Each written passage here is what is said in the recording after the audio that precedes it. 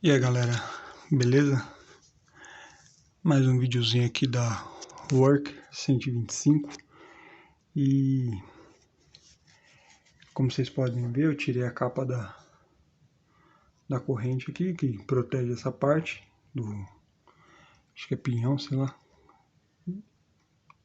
protege essa parte aqui da corrente e também o protetor de corrente em si. Cara, o que tem me incomodado bastante é passar nos buracos ou em asfalto meio estragado e o protetor de corrente fazer aquele barulho insuportável que todos os proprietários de Work sabem do que eu estou falando. Então, eu vim consertar um barulho que estava na roda, né? Quando girava assim parecia um gato sendo torturado. Então o que eu fiz? Eu joguei um pouco de WD para dar uma limpada na corrente, passei um pano e depois taquei graxa líquida na corrente para dar aquela lubrificada e meio que o problema aí foi sanado. Só que eu quis dar uma olhada aqui, né, para ver como é que tá, se tá sujeira, se tá bem lubrificado, e acabei notando que aqui, ó, deixa eu ver se ele vai focar. Vou tentar focar de longe.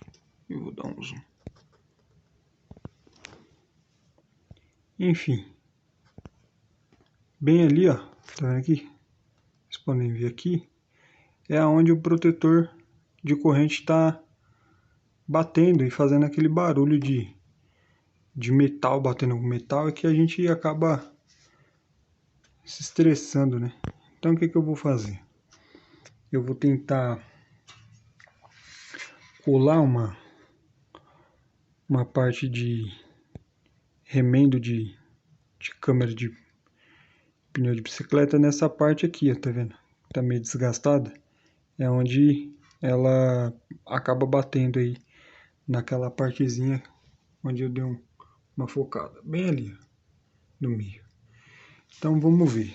Se der resultado eu vou postar esse vídeo aí. Firmeza, galerinha? Fui! Tropinha.